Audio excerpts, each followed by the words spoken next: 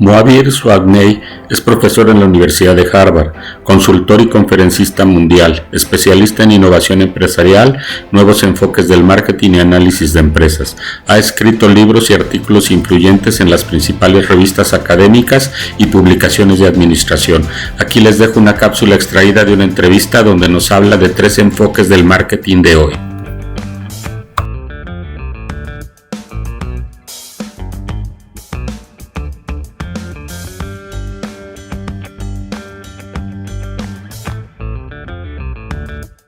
Marketing, there are 3 challenges that I see that companies are facing.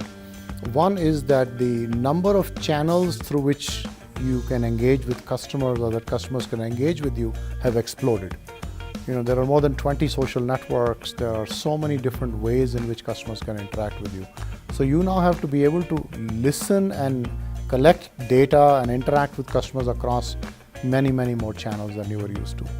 The second thing is that the type of data that is coming in from these channels is also very diverse.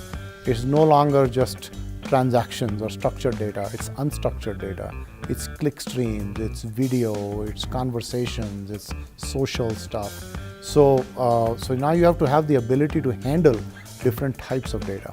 And the third thing that's happening is that the frequency with which customers interact with you and the patience that they have has changed a lot, that they're interacting more frequently and they want you to respond more quickly. And they also want you to respond in a personalized way. So to summarize, the challenge for marketers today is how do you engage with customers in a personalized way at scale in real time.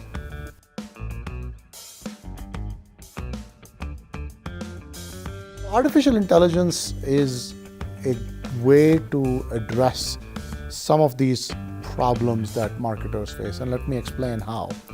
In the case of personalized engagement, what we can do is figure out what messages and what offers are more relevant to which customers based on their profile, their intent, and their interaction. So how that helps a marketer is that my offers become more relevant, my messages and my content become more relevant and more timely, so I improve the responsiveness and the satisfaction that customers have. Similarly, in terms of the speed of response, let's say that I am managing my customer support and I have a person on the phone interacting with the customer.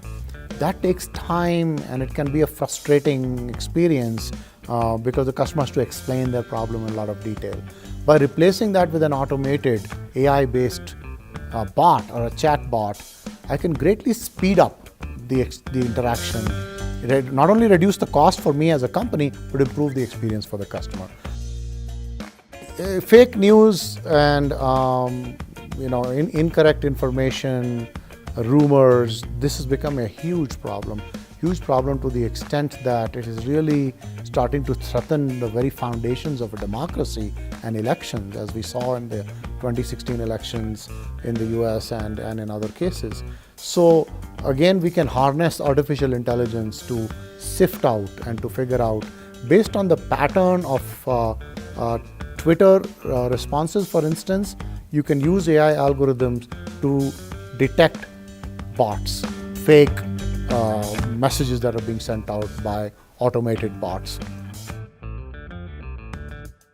I think AI is absolutely a game changer across industries and across functions.